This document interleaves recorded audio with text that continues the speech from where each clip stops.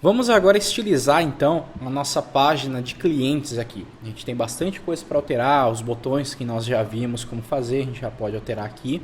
E também interagir, saber como fazer um formulário, como é que utiliza input no Viewtify e a tabela também. Então, componentes novos aí, vamos conhecendo eles, tá? Então, vamos abrir aí a página de cliente, que é o nosso componente clientes, tá? Que está no vendo-ht/views, é a nossa página. E temos aqui, vamos mexer por enquanto na parte do HTML, tá? A primeira coisa que eu vou fazer é o seguinte, eu vou mudar essa div e eu vou utilizar uma própria tag do Viewtify, que eu vou apertar Ctrl D aqui e já vamos colocar v-container. Então reparem que basicamente quando você está utilizando uma tag do Viewtify, ele vai ter o v- alguma coisa, né? O v-container, eu vou salvar aqui, ele basicamente, ó, ele vai dar um padding aqui pra gente já automaticamente. Ele vai centralizar um pouco mais o nosso conteúdo e fica um pouco mais fácil de se ver, né? Então tá centralizado o conteúdo. E isso já é totalmente responsível.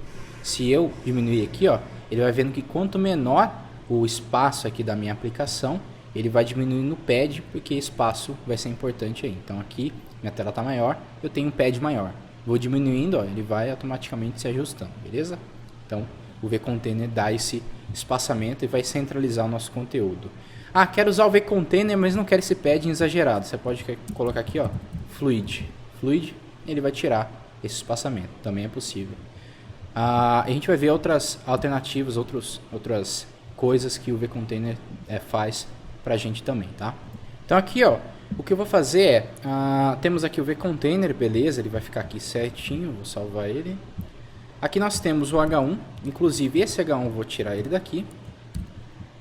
Os títulos depois a gente vai programar de forma que ele pega o título automaticamente pela rota, tá? Então ele vai trocar aqui, ele vai saber que na home, cliente, cadastro cliente ou clientes, simplesmente a gente vai programar isso para ele ficar interagindo direto com o viewhost, beleza? Então vou tirar o título. E olha, o formulário de cliente é um componente por si só, né? Então a gente tem que entrar lá no form cliente e alterar lá as tags para a tag do Viewtify. Então vamos pegar aqui, form cliente, lembrando, atalho para abrir arquivo é Ctrl P, tá? E aqui eu digito o nome do arquivo. Form client é do vendo-ht, components, é justamente esse. E vamos lá na área do HTML. Aqui eu vou mudar a tag form para v-form, né? Então aqui eu mudo. Feito isso, ele não vai ter nenhuma alteração visual a princípio. E agora eu vou mudar os inputs, tá? Os inputs, eu vou aproveitar aqui que ele já tem a seleção deles, Ctrl D, Ctrl D. E aqui a tag que nós vamos utilizar para input é o v-text-field, tá? Aqui, ó, ele por padrão já é type text, tá? Então posso até ignorar esse type aqui, que ele por padrão vai ser type text. Agora, se for e-mail, eu coloco type, ou se for number ou qualquer outro que não seja text, eu vou especificar o type do input aqui. Vou salvar e vamos ver o que ele tem aqui, ó. A gente tem um só basicamente, porque é o seguinte, o vTextField nós temos que ter a tag de fechamento, tá? Diferente do input que só tem tag abertura, o vTextField já é aquele modelo de tag sanduíche, então tem que ter o pão de cima e o pão de baixo. Então, vamos colocar ele aqui também, fecha a tag, opa, e também fecha a tag vTextField. Salvando então, a gente tem essa organização aqui, tá?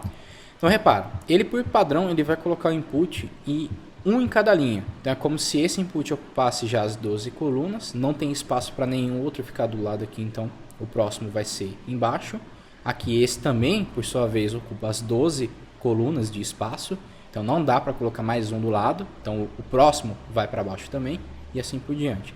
Como eu vou mudar isso? Primeiro, eu posso colocar cada um desses em uma linha, aliás, eu tenho que ter uma linha englobando esses caras. Então o que eu quero dizer é que esses três inputs vão ficar em uma mesma linha e os botões eu vou deixar em uma linha separada. Então para criar aquela linha do grid system que nós estávamos falando agora há pouco, eu utilizo aqui a tag v-row, tá? Row de linha. Então tem a fechamento também, v-row.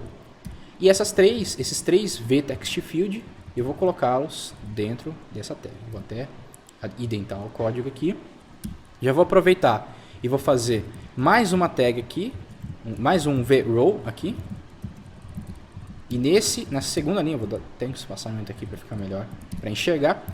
Nesse segundo aqui, eu já vou colocar os dois botões aqui. Então coloquei, identei, salvei e vou ver o resultado. Beleza, já ficou mais da forma que nós estávamos esperando. Eles ficaram um em cada canto aqui, né? Ocupando a mesma linha, aliás, e os botões aqui. Reparem que aqui, como eu coloquei os componentes dentro da linha, eles já ficaram um do lado do outro, né? Parece que ele mudou o display do elemento, que era inline, e parece que ele ficou block. E é basicamente isso que acontece. Se vocês lembrarem lá das nossas aulas de CSS, nós trabalhamos com um tipo de display chamado display flex, que é da técnica do flexbox. Quando nós pegamos, por exemplo, uma div e colocamos 3 divs dentro dessa div pi, todas essas divs filhas, cada uma vai ocupar uma linha de espaço, que era o que a gente tinha antes aqui, que cada input estava em uma linha, que é o display inline. Se eu quero tirar esse comportamento, eu coloco o display de cada uma dessas filhas de display block ou inline block, que eles vão ocupar o bloco deles, então eles não vão ocupar toda a linha. Agora, eu posso ter uma alternativa melhor, que é, ao invés de eu ir em cada filho e colocar o display block ou inline block, eu vou no pi e coloco o display flex, que ele vai fazer justamente isso, vai replicar para os filhos dele todo o display block, tá? Então, o row, por padrão, ele é um flex, ele é um display flex, e é isso que a gente faz aqui. Então, por isso que quando nós colocamos o row, automaticamente os componentes ficaram um do lado do outro, por causa desse comportamento flex. Agora o que eu vou fazer é o seguinte, eu também vou especificar cada text field desse em uma coluna. Se eu não faço isso, eles vão ocupar proporcionalmente um espaço igual para todos eles. E se eu quiser, por exemplo, colocar um nome maior, como que eu faço? Aí eu tenho que especificar aqui dentro o v-call, tá? Então a tagzinha v-call, vou copiar o nome aqui, barra v-call,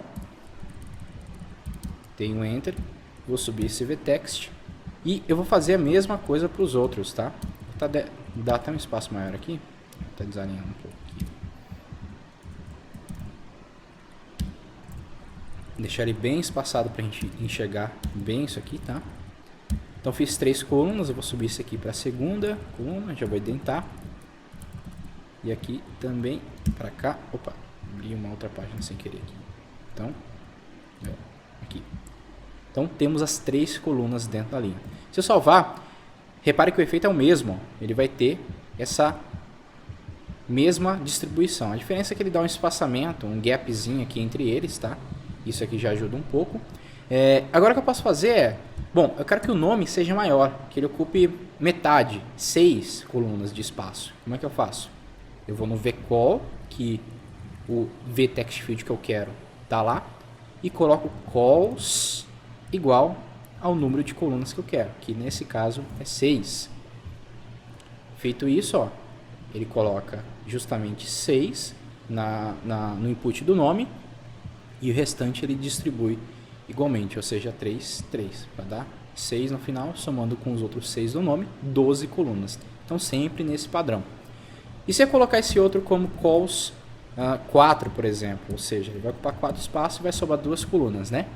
Exatamente isso. Nome vai ficar com 6, e-mail do cliente com 4 de coluna e o CPF 2, que são os 2 últimos restantes. Beleza? Então se eu colocar 6, e aí? Bom, não vai sobrar espaço para o CPF, então ele vai colocar o CPF na outra linha e já vai fazer ele já vai esticar o CPF para todo o tamanho, porque você não especificou o tamanho dele aqui. Eu poderia colocar aqui calls 4, por exemplo, e dessa forma ele não vai ficar ocupando todo o espaço. Então veja o poder de organização de layout que a gente adquire com o Vidify. Esse Grid System, na verdade, ele traz essa facilidade para a gente criar layouts complexos de uma forma muito simples, beleza? Então vamos ajustar mais algumas coisas aqui. Eu vou deixar os inputs sem coluna especificada, dessa forma eles ficam, até utilizar aliás, mais fácil até selecionar calls, Ctrl D, Ctrl D. Aqui eu vou setinha para a esquerda. Eu vou apertar a tecla End do computador. Então, acho que todo computador tem uma tecla Home e End, tá? Se eu teclo Home, ele vai para o início da linha. se eu teclo end, ele vai para o final da linha. Então o que eu vou fazer aqui é o seguinte, eu do calls, vou apertar end, então ele vai lá até o final e seguro o shift também. Vou segurar o shift e diminuir 1 aqui, para ele não pegar o sinal do maior que, senão eu vou apagar a tag ali. Aí eu apago só isso aqui, já foi tudo de uma vez. Vou salvar. Aí eu tenho eles distribuído igualmente, da forma que estava. E agora eu vou estilizar também a próxima linha, né? O botão tem que mudar aqui e tudo mais, tá? Então vai aqui no VRow, aqui eu vou deixar normal, aliás. O button, nós temos que mudar aqui para V-button. Repare que aqui, infelizmente, o button, o type também tá coincidindo, né? Então ele vai pegar essa ocorrência. Então você pode não utilizar o Ctrl D aqui, mudar um por um, ou utilizar e depois só corrigir o que ele selecionou errado, né? Então V, que é o que eu vou fazer aqui, V-button, BTN, aliás, falo button, mas é BTN. Vou selecionar esse cara aqui e vou mudar só para type button. Eu vou manter o type button aqui, tá? Então vieram os botões aqui. Eu vou estilizar esses botões. A gente já viu que podemos utilizar, já vimos que podemos utilizar o color, né, para especificar a cor. Por exemplo, eu quero um botão de salvar com uma cor verde. Poderia usar o green aqui, né? Funciona perfeitamente. Mas eu vou utilizar nesse caso aqui uma cor nomeada. O Vitify ele te dá algumas cores por padrão que vem com nome não de cor, mas o nome de situação. Como assim? Imagina uma cor chamada sucesso. O que você imagina? É um verde, só se escrever certo, né? Com 2 Cs aqui no caso do inglês. Aí, beleza. Sucesso, verde. Que mais cores nomeadas nós temos? A gente tem a cor info, é um azul. Temos a cor warning, que é alerta, é um laranja. E temos a cor error, que é vermelho. Então, temos essas cores aí que tem nome de situações. São úteis em muitos casos, tá? Então, vou deixar o salvar com a cor de success e o cancel já com uma cor de error. Não quer dizer que ele vai dar erro, mas é uma ação perigosa. É isso que remete à cor vermelha, tá? Uma coisa que eu posso fazer aqui. Imaginem que eu quero jogar o botão cancelar para a direita, eles ficarem um oposto do outro. Nós vimos isso aqui no próprio menu, né? Posso colocar um V-spacer entre eles, assim. V-spacer barra V-spacer. Isso aqui vai fazer justamente isso, jogar um espaçador entre eles e dessa forma eles ficam separados. Mas eu posso utilizar o próprio row para isso, tá? O row ele vai ter 2 atributos que a gente pode ir utilizando aqui, o justify e o align, tá? São 2 atributos aqui. O justify ele vem lá daquele ajuste de CSS que nós fazíamos com o display flex, que era justify center, por exemplo, justify end, entre outras opções. Então a gente pode colocar, por exemplo, aqui o space around, space between, tá? E o align, o justify, aliás, ele é o alinhamento horizontal, tá? Então quero horizontalmente centralizado, então eu utilizo justify center. Agora se eu quero uma orientação, uma organização, um alinhamento vertical, eu já uso o align. O align ele vai, por exemplo, se eu colocar align center e eu tiver uma altura boa, ele vai centralizar na vertical, que não é o caso aqui. Eu quero seguir um alinhamento horizontal, então eu não vou utilizar o align nesse caso, vou utilizar o justify, tá? Ele vai estar ficando vermelho aqui no Visual Studio Code, porque na versão antiga do HTML, HTML4, ele tinha um atributo de tag chamado align, que era para fazer o alinhamento mesmo, tá? Então, era-se utilizado antigamente na versão anterior do HTML, HTML4, muito isso aqui. Então, a partir do HTML5, isso virou um atributo depreciado, que significa que você não deve utilizá-lo. E aqui surge um problema, porque isso aqui não é o atributo do HTML, esse aqui é um atributo do Vue, aliás, do Vitify. Mas o Visual Studio Code não entende, então pode gerar esse problema aí, a gente vai só ignorando isso por enquanto. Mas eu não vou utilizar o align aqui nesse momento, vou utilizar o Vitify e eu vou utilizar o espaçamento space-between, tá? Opa. Between. Se não tiver escrito errado, ele deve funcionar igual o VSpacer. Perfeito. Posso utilizar o Space Around também, todos aqueles que nós vimos lá no CSS, tá? Temos o end, que é lá no final, né? Aliás, start só, que é o começo, da forma que está aqui, e o end, que é lá no final, tá? Então, nesse caso, eu vou utilizar aqui o space between, que era o mesmo efeito do VSpacer, e tá aqui. Eu vou mudar esse botão do cancelar para type text, tá? Para ele ficar com esse um pouco mais disfarçado, tá? Uma coisa que eu vou fazer aqui também é alterar a ordem do botão, porque em geral você vai preenchendo os dados aqui. Se o usuário estiver usando o mouse, ele vai ter um intuito, é bem indutivo ele clicar aqui, mas aqui está cancelar. Então, para não causar erro de experiência de usuário, o X, eu vou colocar o cancelar primeiro e o salvar depois aqui na ordem das tags, porque no resultado visual o botão vai ficar para a direita, beleza? Outro ponto que eu vou fazer aqui é adicionar nesse row um padding para que eu consiga alinhar certinho aqui o botão com o início do input. Aqui, ó, aliás, com o final desse input. A mesma coisa seria para o botão cancelar com o início desse input. Então eu poderia fazer um CSS e estilizar esse VRow, certo? Pode, mas a gente tem uma série de classes CSS já prontinhas para nós utilizarmos aqui no Vitify. Então eu utilizo o class normal, como se fosse uma classe CSS. Só que eu vou colocar aqui uma classe que já existe e o Vitify já nos dá ela, que é o P alguma coisa, vou colocar aqui A, traço um número que varia de 1 a 5. Eu vou colocar aqui 3 e já vou explicar o porquê. Então, ó, o PA, ele vai me dar esse padding, o P vem de padding, ele me dá esse padding de 3 pontos, tá? Esse padding de 3 pontos não dá para saber o tamanho certinho, só se a gente virar aqui e inspecionar o elemento, a gente vê que o PA, ó, são 12 pixels de padding. Mas o que significa esse P? P é padding. E o A? O A é all, todos os lados. Então, o PA é de todos os lados, tá? Então, de forma análoga, eu também posso selecionar só um dos lados. Por exemplo, padding top. T de top, olha lá, ele vai dar espaçamento só em cima. Se inspecionar o elemento, ó, conseguiu ver que o row, ó, olha lá, o verdinho ali é o espaço padding top. Posso também fazer os outros, padding bottom, padding right, padding left e assim os 4 lados. Também posso pegar pares de lados, por exemplo, horizontal, eixo X, né, do plano cartesiano, ou vertical, plano Y, né, eixo Y, aliás. Aqui eu vou pegar só o plano horizontal, o eixo X, para fazer o padding só nas laterais aqui do VRow, beleza? Só na direita e esquerda. Então temos aí nosso layout, é isso que a gente queria atingir. Agora vamos, por último, estilizar aqui a nossa tabela de clientes cadastrados. E vai ser bem simples essa alteração. Da mesma forma, a gente tem aqui o componente de lista de cliente, vamos abri-lo aí, Ctrl P, list client, olha lá. E esse aqui nós vamos alterar. A tag que nós vamos utilizar aqui para tabela do Vitify é o chamado, aqui já deu o Ctrl D, aí, ó, v-simple-table. Novamente, não decora esse nome de tag. Você vai na documentação e vê.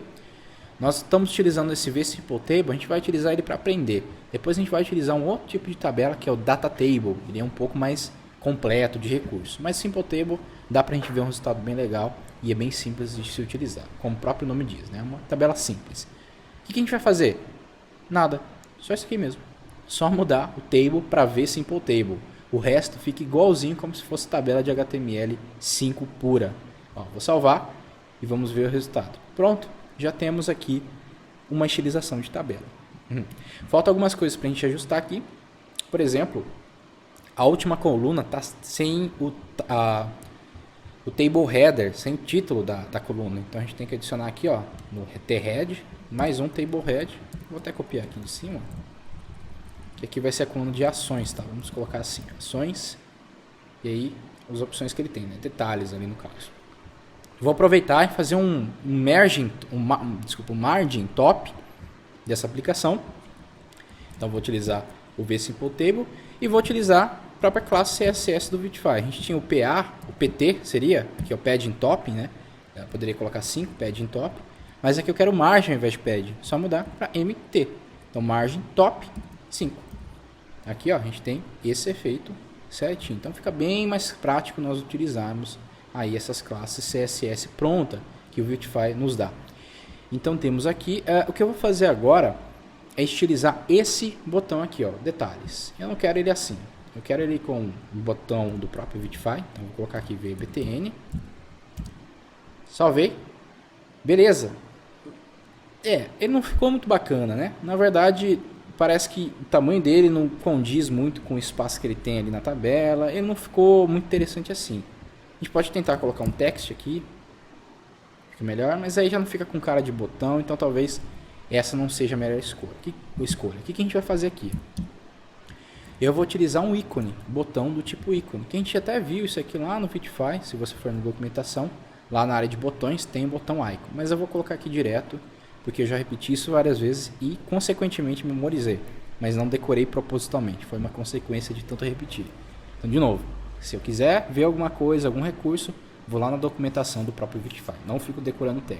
Você vai acabar memorizando algumas por consequência. Então o botão, eu coloco ele normal.